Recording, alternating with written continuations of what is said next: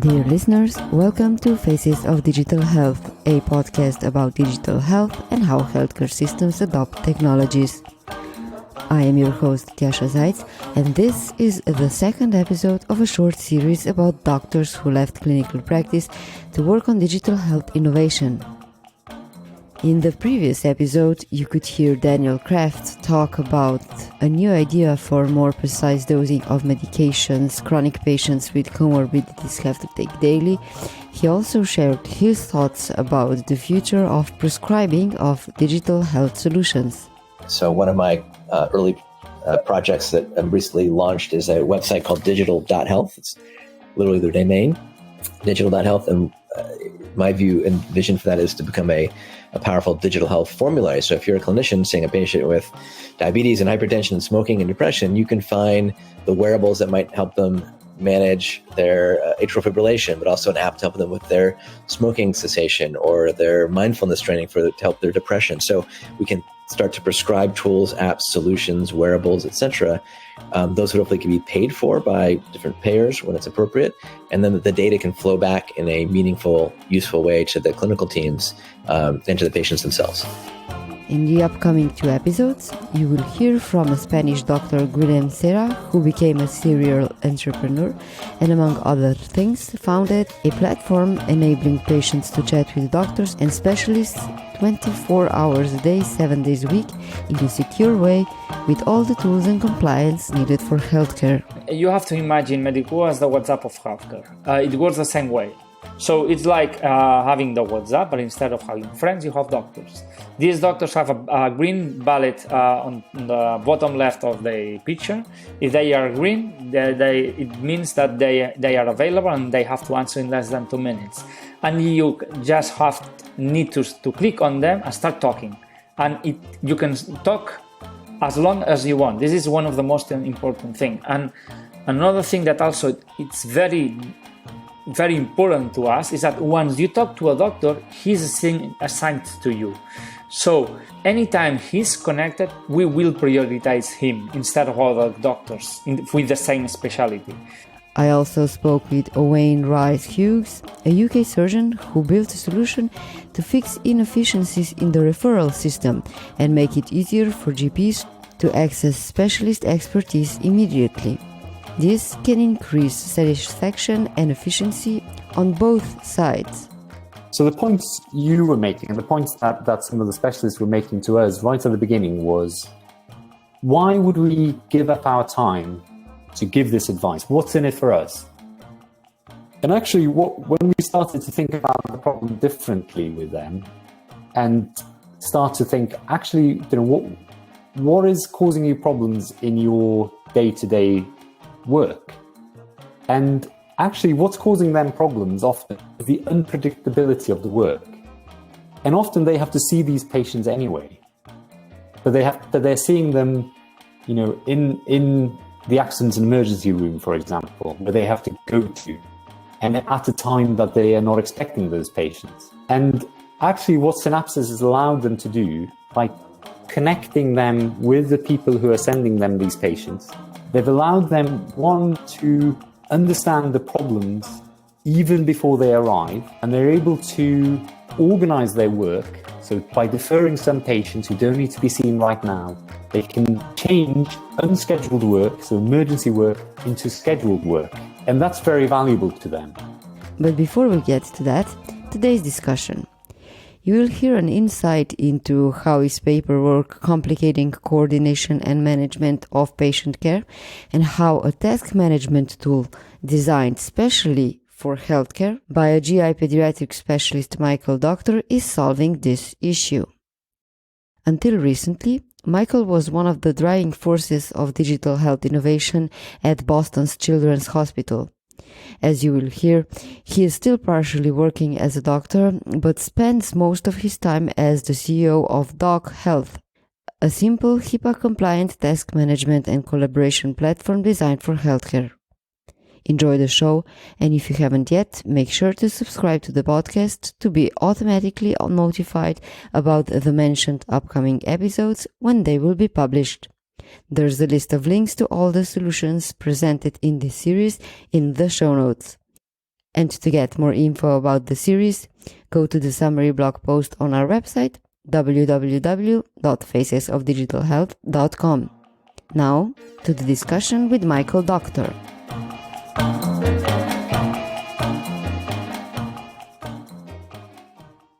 Michael, hi. All set? All set, thank you. Okay, so Michael, first, just a random question for Warmup. Did you always know that you want to be a doctor, given your last name?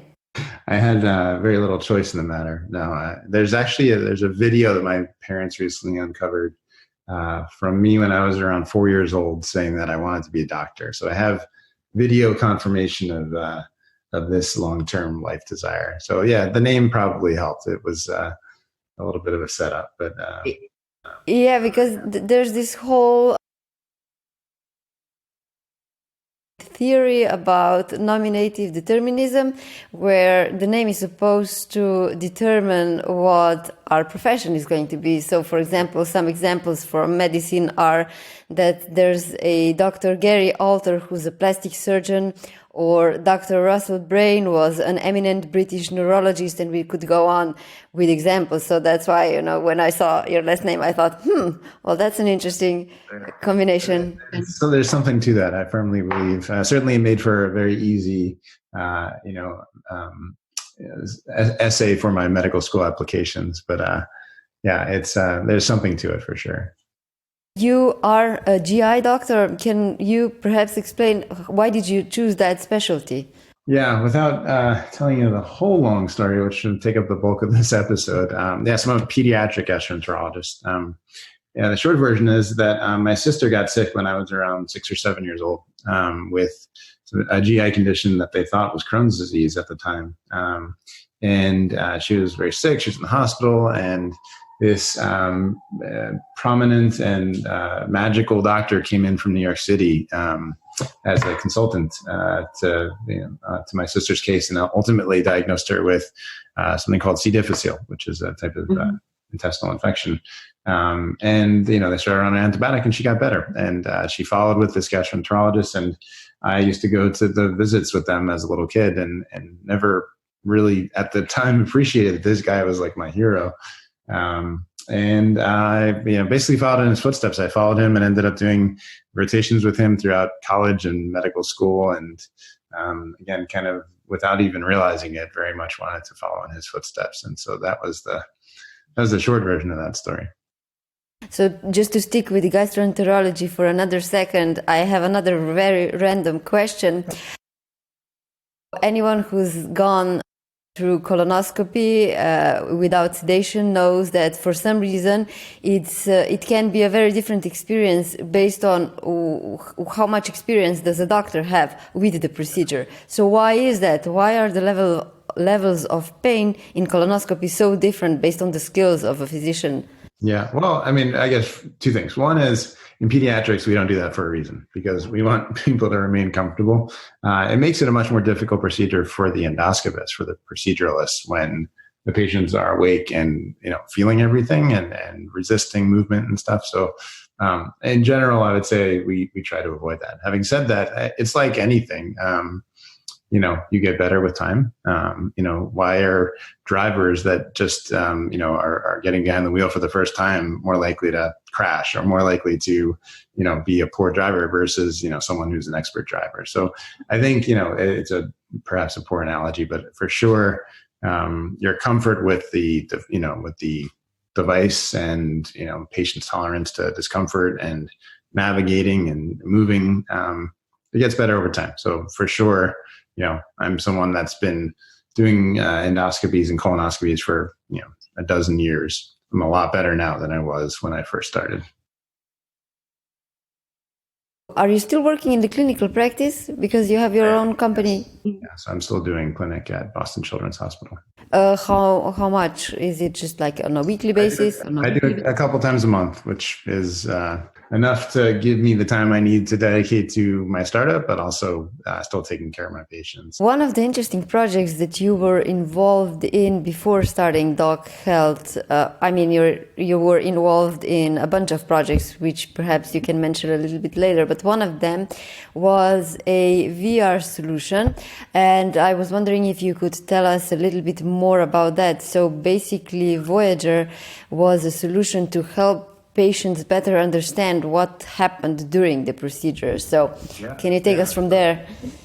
Our jobs as physicians, I would say, just to kind of crystallize the concept, is to help translate complicated information in a digestible way that people can understand and do something with. And that's particularly challenging in pediatrics, because you have to not only educate the parents and potentially the grandparents, but also the kid. And the kid could be very young, or teenager, or even a young adult. But in essence, it's really, how do you best educate and engage the patient so that they have the wherewithal to take what they've learned and hopefully manage their potentially chronic disease. So my experience was, particularly, I deal with mostly children with inflammatory bowel disease, so Crohn's and colitis. And we do lots of procedures to diagnose that condition. And endoscopy or colonoscopy is ultimately how you make the diagnosis. The way that we would educate and inform patients and their families about the findings of a colonoscopy are literally printing out a 2-page PDF of the procedure with these little 1-inch thumbnail images of the procedure. So they could have been in an hour-long procedure, and ultimately they get this medical document to take home with these tiny little images, and we say, here, you have Crohn's disease. That was a very underwhelming experience for me as a provider, and I feel like the patients really didn't learn and understand to the degree that they could or should. And so I had come across and was just very much involved with technology and innovation at Boston Children's Hospital, and really came across a group that was working on virtual reality education material for doctors to educate them on how certain drugs worked. So they had created a virtual reality tool for a pharmaceutical company to educate doctors on how a certain biologic worked. But they took the provider, in this case, through a journey through the colon in virtual reality. It was super engaging, and I learned a lot, but it was just totally enamored with the technology and completely just, immersed in the experience. And I thought, we need to use this sort of thing for educating patients as well. And so that was with a company called DOCHealth out of Toronto. And over the subsequent couple of years, we actually together developed a solution that basically allowed a provider like myself to create a customized version of what I saw in a patient's colonoscopy, create a customized version for the patient so that we could basically recreate their colonoscopy in virtual reality, so that we can then show a patient and their family their procedure and the specific findings that indicate that this is Crohn's or colitis or some other condition, but do it in real time and show them in a way that's engaging and not gross or something that a child may not want to look at, but super engaging and immersive. And we did a clinical study and showed that it was, provided better patient satisfaction and better educational value and all the things that you would assume an engaging virtual reality tool might do.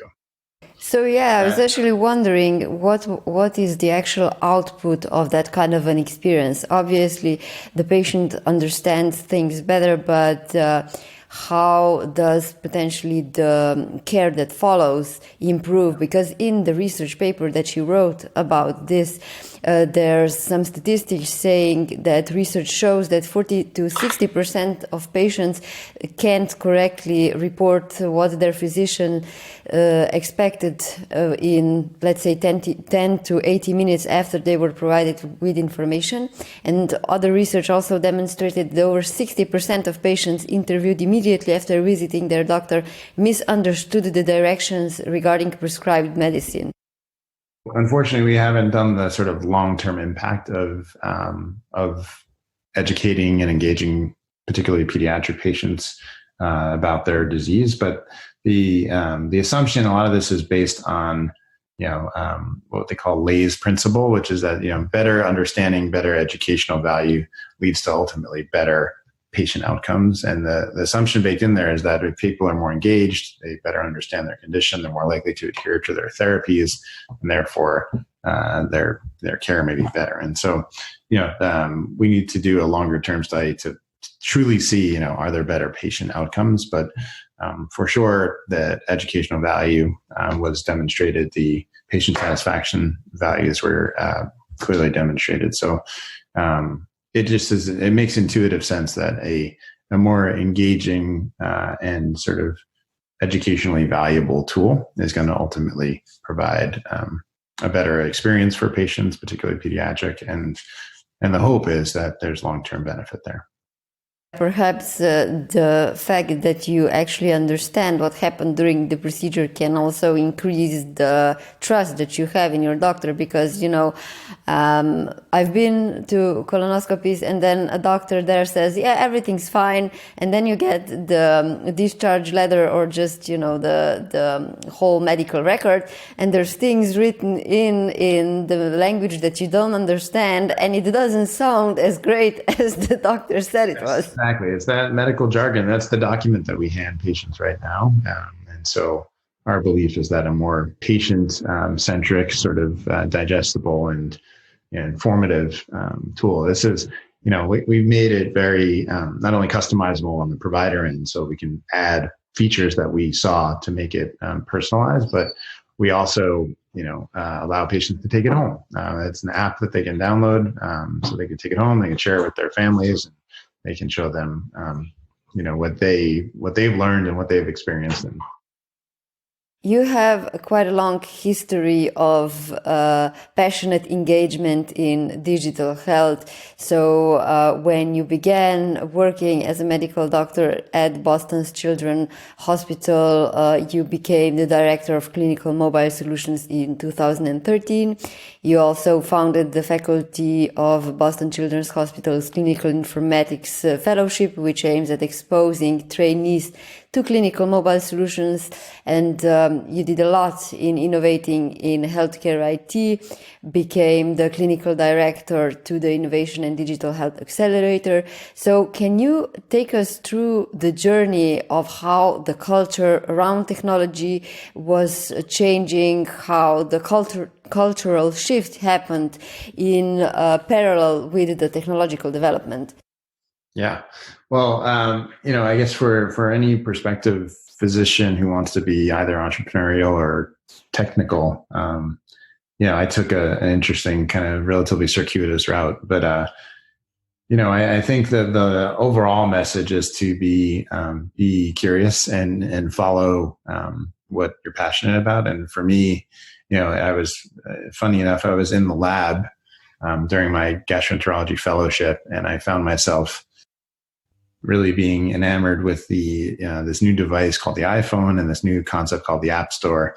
For a couple $100 or even a couple $1,000, you could create an app and put it on the App Store, and you might get lucky. And so I started doing that with some friends and became really enamored with the concept of user experience design, and that quickly just opened my eyes to the concept that, all these physicians are carrying around their phones, and all the others, clinicians, nurses and PAs and nurse practitioners, and no one's really using them for clinical stuff. Everyone's got their email on it, and they're calling their parents or they're texting people. But how do we take these wonderfully powerful tools in our pocket and actually start using them for clinical care? And so my first job and my sort of first project was bringing in secure messaging to Boston Children's. And so at the time, there was no one thinking about mobile strategy. And I was aggressive enough to continue to go to meetings and ask the right people. And they finally said, Michael, looks like you're excited about this stuff. You should do this. And they gave me the resources necessary to do that. And I kind of grew into these roles. So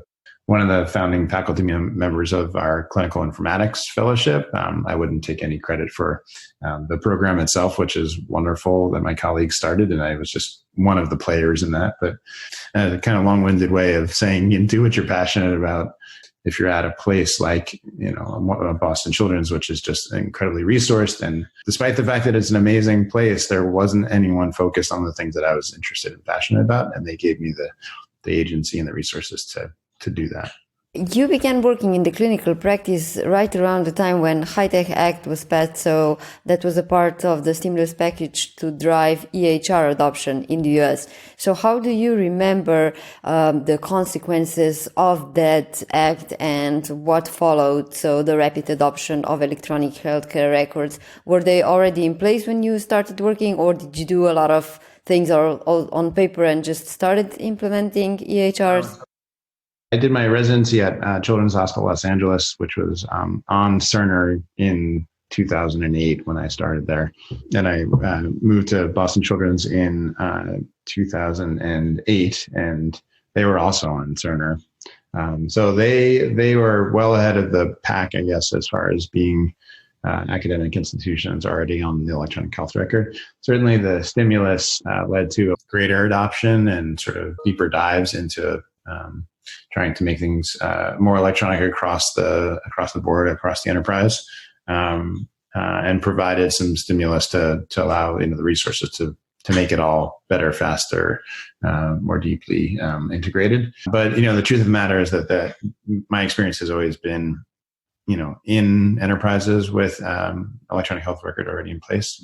When I was in medical school, we were very much still on paper. So, do you have pleasant memories on EHRs? I think that the EHRs get a bad rap for good reason. They're terribly designed systems. They, in my own short career, I've certainly spent a lot more time in the electronic health record than I care to. And frankly, a lot of what we're working on with DOCHealth is in response to the gaps that the electronic health record did not fill and the challenges that remain in clinical practice, all the sort of task management stuff that comes as part of good clinical care is not something that the EMRs handle. So there are a lot of the grief and the burnout that you hear with clinicians, particularly physicians right now. All the burnout stuff is all centered on the electronic health record, and that's true to a degree, but I think in my mind, it's really much more the administrative burden that is just not accounted for in all the sort of clinical practice. There's all the things that need to happen in a highly reliable fashion that don't happen and are not documented in electronic health record, or not a billing thing, or not a clinical note, but get all these things done for this patient to make sure that the things I wanted to happen actually happen. So to make that more illustrative, can you take us through the whole process of admission in the hospital? So how many papers need to be filled out? How many bureaucratic tasks need to happen before somebody gets to the ward? I'll mention that one briefly, and then I'll maybe go into something that might be even more common, which is just your average sort of ambulatory or outpatient clinic visit. But to briefly mention on the inpatient side, so a hospital admission, assuming a patient comes from that hospital's emergency room and then gets admitted to the hospital, there's that whole transition of care where everyone has to sign out and basically inform the other team who's taking over, all the things that have been done need to be done. And so there's plenty of balls that can drop in that sort of scenario. But then all the orders, the admission orders need to be placed, literally dozens of boxes to check and forms to fill out. At least it is, largely electronic on the provider side. But it is an endless series of boxes to check and documents to fill out. And it's painful. And I think, more than likely it leads to some challenges in ensuring that all those things get checked off. I'm certainly I take care of patients on the inpatient side of it. My experience and the bulk of my time, and certainly the bulk of our focus at DOCHealth, is really on the ambulatory clinics. So if I see a patient in my GI clinic, I may, certainly I'll spend a half hour with them or an hour with them. I'll then have to document that experience in a clinical note. And I may place orders for a prescription or an x-ray or a lab, but there are many things that have to happen in addition that don't get well documented, that don't get, are just simply, there's no space for that sort of concept in the electronic health record. So for example, a patient will call the day after their visit and say, hey, I forgot to ask you, Jimmy needs a note for school. or Jimmy has a learning disability and they have a 504 plan, which is a special educational plan. Can you fill out this form? And that happy to do that, but that doesn't really fit into any, well-defined space in the electronic health record. And so that becomes a to-do. And that could end up on a Post-it note somewhere on my desk or in an email or even in the electronic health record, like email inbox. But how do you track that process? How do you delegate that? And that's a simple, one-off to-do. There are much more complicated processes. So, for example, that same patient needs to start a complex medication regimen that may require coordination of getting a patient to an infusion center and making sure all the insurance stuff is tackled. That requires this delicate dance between, myself, my administrative folks, insurance companies, the infusion center, and the family and the patient.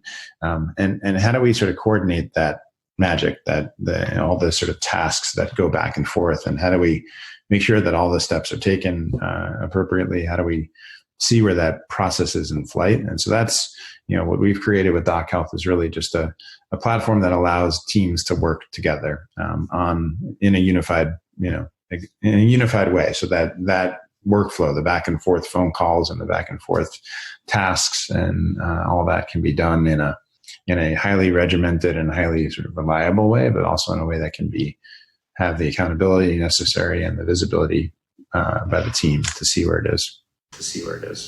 So where is DOCHealth used so far, and how did you design the solution? How long did it take you to come to the stage where you are today? Because the one big issue when it comes to apps and all the IT systems, which hospitals literally can have hundreds of systems based on specialty. And the question is always, how are you going to convince the users to use these things? How are you going to create the adoption needed for these things to have the impact that they can have? The kind of quick founding story of Doc is that I met my co-founder, who's a user experience designer. We decided to work together to solve a big problem in healthcare. And so we thought big at first and thought, no, let's redesign the electronic health record, which was a gargantuan task, and we very quickly realized that was silly. And really, when we looked at the pain points and the problems that clinicians and their teams were having, it kept on coming back to just getting everyone on the same page to coordinate and collaborate and manage the tasks seemed challenging. And both she and I benefited from having the experience of seeing what other industries have been transformed by tools like Wunderlist and Jira and Asana and these sort of task management, project management tools that have allowed teams to kind of get on the same page and collaborate and work together. We wanted to take the best of those products and that concept and build it out specifically for healthcare. We were lucky enough to get a grant to build out our MVP, our basic product. And over the course of 2 years, we built out the product. We tested it at Boston Children's, and turned out that people outside of Boston Children's Hospital wanted it too. That ultimately led to us actually spinning out the company from Boston Children's Hospital and me leaving my full-time job at Boston Children's to be CEO of DOCHealth. So, what ties does DOCHealth still have with Boston Children's Hospital? So is it, do they act as an investor that has a significant share in the company? So, just to understand. I'll speak in, I guess, generic terms, but, as a company that was founded at Boston Children's Hospital and ultimately spun out, they have an equity stake in the company. So just to go back to the question that I mentioned before, how did you manage to get teams on board to use DOCHealth, and why was it necessary to have a new app? Why couldn't you simply use the already existing tools that you mentioned, so like Jira or Asana or others? I'll answer the second one first, because that's easy. So, the existing tools, for many reasons, were not built for healthcare. First and foremost, the essential, for those not in the U.S., the essential element in any sort of healthcare software is that it can safely manage protected health information. So PHI, so HIPAA compliance, or the ability to kind of securely manage the data of protected health data from patients is essential, and none of the platforms that I've mentioned handle that. And so fundamentally at our core, we're built to be a secure platform for healthcare. Beyond that, the other platforms I mentioned are really built for non-healthcare industries. So we provide patient context in a task. So when you create the to-do, you can add a patient context to that task. And there are just a ton of workflows and challenges in healthcare that are unique that we're trying to, account for and build for. As far as convincing users to use it, that is the $1 million question, or the $1 billion question. It's challenging, frankly, because we are a novel concept in healthcare. If you polled a bunch of American physicians on whether or not they've heard of Asana or whether they've heard of Trello, I'm venturing to guess that a overwhelming majority of them have never even heard of these billion-dollar companies that do product management for other industries. So we're a relatively novel concept in healthcare, task management or project management. And so not only do we have to educate folks on what we are and why we're valuable, but then we have to deal with the workflow challenges of how do we integrate with their existing systems and their existing workflows, because physicians, more than anyone, are very slow to adopt and very slow to move and change. And so it is an ongoing challenge for us, and we're just hitting the market and trying to figure all that out.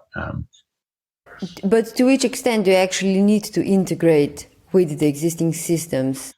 Overwhelmingly, any healthcare software, the sort of obvious question is, does it integrate with the electronic health record? Because that's where physicians and their team spend most of their time.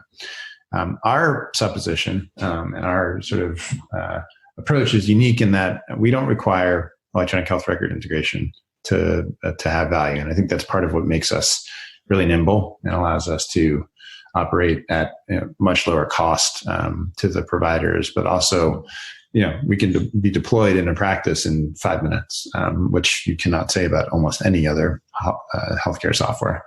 And so what we do is just allow providers and their teams to create a task and add patient context. They can create a patient profile in DOCHealth, in under 10 seconds. Or if they're inclined, we can simply upload their patient demographic table to DOCHealth so that they've got all the patients they need when they want to create patient context. And so, a lot of the workflows that we're replacing are things that are happening over email or on Post-it notes. And these are things that are not integrated with EMR right now. And so for us, it's an easier sort of leap to not have an integrated solution. We're happy to do the integration where appropriate, but obviously that takes time and costs more than just $20 per user per month, which is what we're charging right now.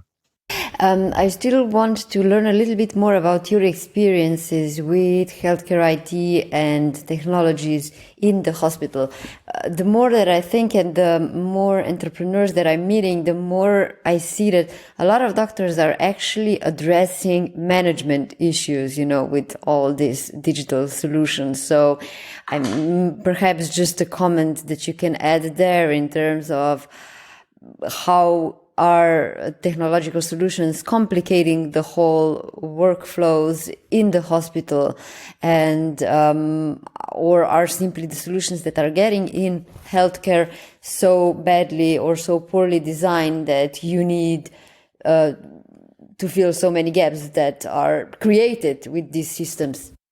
Yeah, I mean, it's I guess a double-edged sword. I think the challenge is that many physicians like myself went into medicine to take care of patients.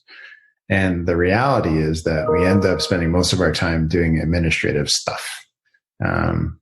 because whether it's documenting in the electronic health record, or it's doing our billing and compliance stuff in the EHR, or it's spending a couple hours a week fighting with insurance companies about prior authorizations and doing peer-to-peers. Our job as physicians has become increasingly administrative in nature. And if you look at, there's a beautiful chart that you can find somewhere, looking at the number of physicians versus the number of healthcare administrators. And it's like an exponential curve with the number of healthcare administrators, but the number of physicians stays about the same. So the administrative burden of healthcare continues to grow. And that's, again, why I think you're seeing all this sort of burnout reach a fever pitch, is that it's just, it's becoming overwhelming to the system, particularly the providers who really went into medicine to take care of patients, to do that direct face-to-face care, and all the sort of challenges and time spent doing this stuff that really wasn't what they went into medicine for. Something like physicians spend an average of 2 hours doing administrative work for every hour they spend with patients. That's, that is at a minimum the reverse of what it should be. But frankly, I think it's still far off. I remember. So we're all trying to build systems to kind of counteract that, to try and build processes and automation where we can remove some of that burden and get back to what's important, which is taking care of patients. I remember that graph of the rising number of administrative staff. So perhaps a question here, given how much administrative work doctors still do, what exactly is the relationship between doctors and administrative staff in the hospital? How does that look like? Is it that, I don't know, you have 10 tasks and now you have to reach out to 10 new administrative people that are in charge of 10 different things? So in the end, the record is created to the best possible extent. Yeah, it's a tough question because it's different in every environment, right? I came from a large academic medical center that we had, 50 gastroenterologists and probably 200 administrative folks helping those gastroenterologists. A small practice is going to be a very different setup. But, I think for speaking for myself, I had a core team that I worked with. So even though we had a huge operation, I have a nurse that I work with, a nurse practitioner I work with, an administrative assistant, and scheduling folks. That's a team of folks. And so that's really the core group that I work with. And so getting on the same page with them is relatively easy.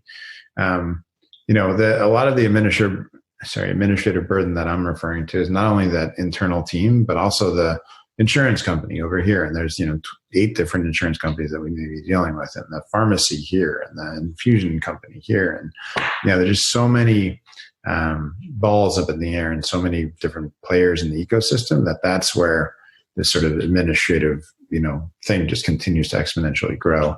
And the number of barriers that get put up to reduce costs or attempt to reduce costs ultimately just make more work for the physicians and their team. And so that's where I think the frustration is. And that's why, there are so many startups and established companies trying to reduce, the time of documentation and the billing that physicians do, and the, voice enabled this, and the, for us, it's kind of helping the teams get coordinated on all the tasks that need to occur and preventing those drop balls and errors, and ultimately making people more efficient. But there's, each group is different, and that's part of the challenge. We are in very unprecedented times at the moment with the COVID-19 crisis, where the way that the healthcare system is organized is more crucial than ever. So from that perspective, do you see any specific trends also with the use of your app and how it aids management of healthcare in the current time? It is truly a fascinating and frankly scary time. I think that there are some real opportunities to rebuild now that the house is burning, so to speak. I think that there's opportunity for healthcare to look at the inefficiencies and the challenges that we've erected. And try to remove some of those barriers and build thoughtfully with interoperability and patient care in mind.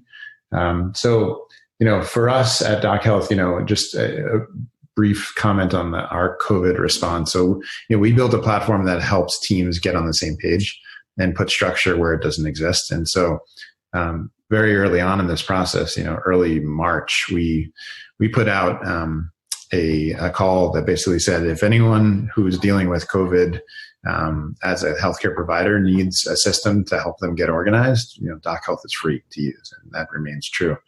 We also took all the CDC guidelines that are pages upon pages of really valuable material about how to get prepared as a hospital, as a practice, how to deal with incoming patients, et cetera, and turn those pages of text into actionable to-do lists. So actionable team task lists that we've created from the CDC guidelines into, various preparedness guidelines and checklists. So that is also, again, available for free at DOCHealth.com. Our beyond that, we see just at a high level that there are a couple of really fascinating things going on. One is that telemedicine has exploded, as one might expect, and that's here to stay.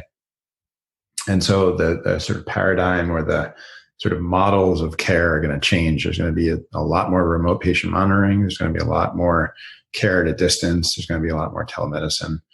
And with that comes teams that are distributed. So it used to be that in a small practice, the doctor and the nurse practitioner and the admin all were in the same office, all working together. And when you needed something done, you'd walk to the front desk and say, hey, would you mind doing this thing? Now these teams are working from home and they're distributed, so that's challenging and adding to the stress and strain. And in addition, unfortunately, providers and their teams have lost their jobs. Right? I mean, the volumes of patient that folks are seeing now are down 50+%. Ophthalmologists on average, I think, are seeing like 70% less volume than they were seeing before. So understandably, their administrative folks are being fired or furloughed or laid off. And so now suddenly physicians and their teams are now working with smaller staff, doing a lot of the same work, if not new work that they had to do before. How do we translate that into getting that stuff done reliably? In the past, there may have been one person at the front desk that knew this magical workflow and made it happen. Now suddenly that person isn't there. They're sick or they're furloughed or they're unfortunately lost their job.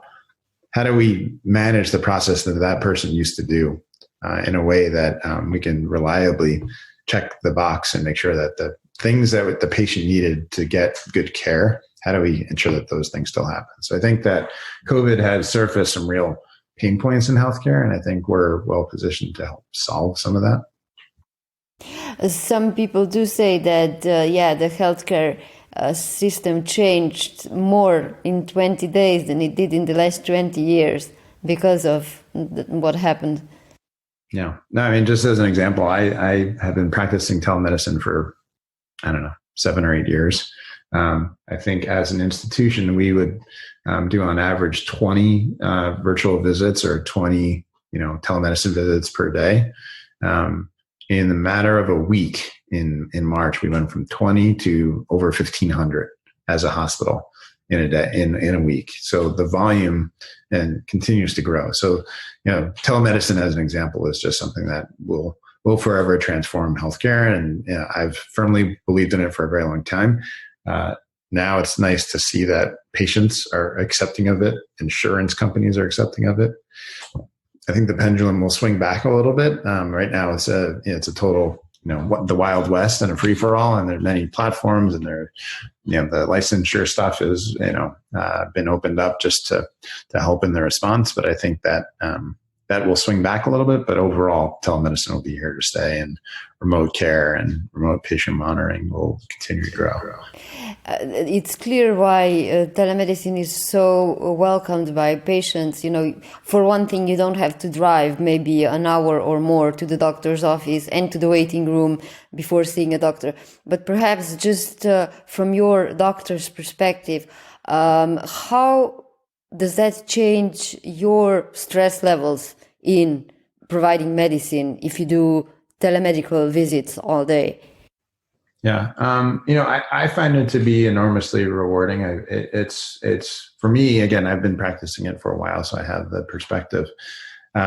I find it to be far more efficient. And so seeing patients when they don't have to be, they don't have to, as you said, drive and park and sit in the waiting room and then get weighed and measured and wait for them to get put into a room after it's clean. Like that process, you're always waiting for patients to be put into a room. And I could see probably, I don't want to say twice as many patients, but I can see patients far more efficiently.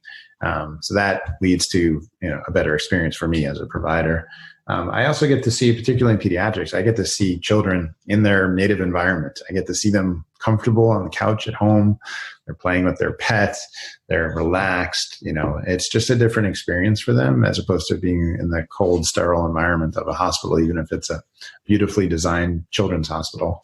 And then now the kids aren't missing school. Again, that's, in a non-COVID environment, that would not be an issue.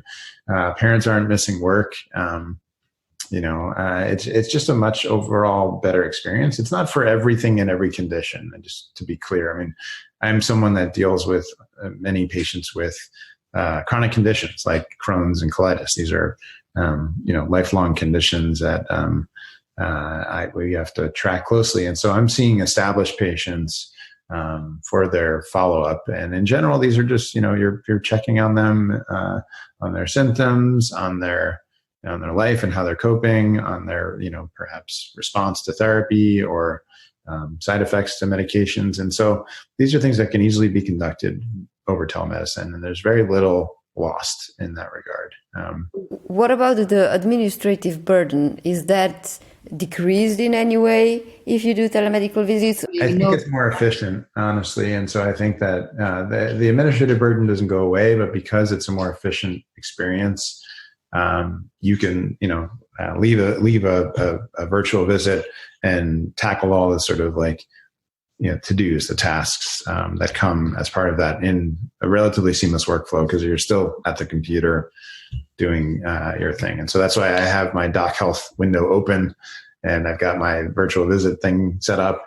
And as soon as the visit's over, I can put all the to-dos that my team may need to tackle right there in a seamless workflow. Whereas, in the clinic, there's just more moving around different rooms and you go to a workroom and then you go to the clinic room and it's a little bit more fractured. So I find it easier just to kind of sit at my desk and do my administrative clinical stuff all together.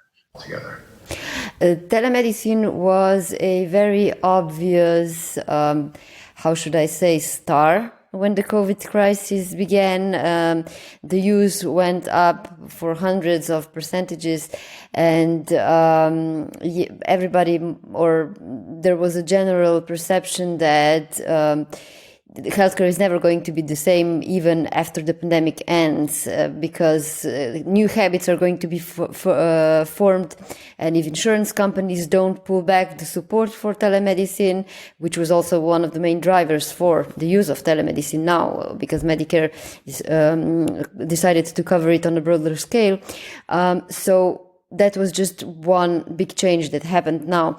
Do you see, or is it already possible to predict any other side effects of the crisis on the way that healthcare is going to be delivered even after the crisis? Do you already see any new ideas sparking? No, I mean, I think telemedicine for sure is here to stay. I think, right now it's, as I mentioned, like the Wild West. There's just, dozens, if not hundreds of platforms, and everyone's kind of figuring out what works best for them. I think that remote patient monitoring is a thing that has also been relatively in the shadows. I mean, as someone who follows technology and innovation closely, I've been fascinated by all these sorts of remote patient monitoring tools and all that. That is still in its infancy, but I think that, again, as we're directing care more to hospitals at home and trying to keep patients out of the hospital and trying to do more virtual care. That, to me, is going to be the next area of growth. I think that, unfortunately, like large physical spaces are really going to be less valuable than they were in the past. So whether it's office buildings or hospitals, hopefully less and less people are going to be seeking their care there. And so I think, creating a more robust clinical experience for patients at home, either for typical ambulatory well patient visit to sick care. I think it's going to be more monitoring tools, more sort of point of care testing, like rapid strep testing that can be done from home, and all these sorts of tools that I think we're gonna see them expand over time. You described very vividly how healthcare as an industry is changing because of the layoffs, because some things can't be done at the moment, which also means that the final toll of the COVID crisis is going to be much bigger than just the COVID patients, but also the patients that are supposed to get care or checkups and are not getting them now. So in oncology, doctors fears that there's going to be more metastatic cancer and just worse outcomes because people don't get to their healthcare providers. You made me think when you said that, systems are breaking up now. And so those people that lost their jobs perhaps are not going to go back in the same job. So how much problems do you see that in this sense that, we are literally going to have to rebuild the system from the ground up to a certain extent? This is just the beginning, right? I think for folks in the know, I think we're in the first or second inning of a 9-inning baseball game here. I think, the economic impact is going to be tremendous, and we're just beginning to see that. Literally tens of millions of people are losing their jobs across all industries. I think that, we need to find the light. And I think that healthcare is such a huge part of our, of our expenditures, and frankly, now I think that that has even risen, where people now truly appreciate the value of healthcare in this country. And so, to me, I think it's a real opportunity to rebuild in many ways. I think that we're going to have to learn to be more efficient. We're going to have to learn to be, I think I heard a stat just the other day that somewhere around 18% of providers, physicians are going to retire, simply based on this COVID experience. Again, many providers are literally seeing fractions of their volumes, which is not sustainable for them or their patients or their, the folks in their practice that help manage it. So it's scary. We're going to lose potentially 20% of our providers, which is already stretched quite thin. So how do we make them more efficient? How do we reduce the administrative burden of those folks so that they can practice to the best of their abilities to take care of as many patients in a high quality fashion without being bogged down by the paperwork and the nonsense? So I'm hopeful as an internal optimist that there is light at the end of the tunnel, and that there will be a better healthcare system driven by the right sort of metrics over time. But that's going to take some time as well. But I think, there is reason to be hopeful for the future. And the number one thing to do is to organize well with tools like yours, right? I would argue everything is a task, right? And so I think that, we're well positioned to be helpful in this new world. At the end of the day, we want to make it easier for providers to take good care of their patients. And so how do we do that in a structured manner? How do we make teams work efficiently together? We're all in this together. That's what I hear from many different perspectives. And I think that's very true. We often operate in silos in healthcare. And so how do we, knock those silos down and work together and get on the same page? And that's not just internal teams, but that's, how does the healthcare system work better together to take patient care across the many sort of stakeholders in the ecosystem? So, could we be the platform that helps, all those sort of disparate players work together for better patient care? That's our hope. You've been listening to Faces of Digital Health. If you liked the show, do leave a rating or a review wherever you get your podcast. This is the fuel for the show and helps others interested in digital health find the show as well. To browse through past episodes and find more about the podcast, go to www.facesofdigitalhealth.com. And of course, stay tuned.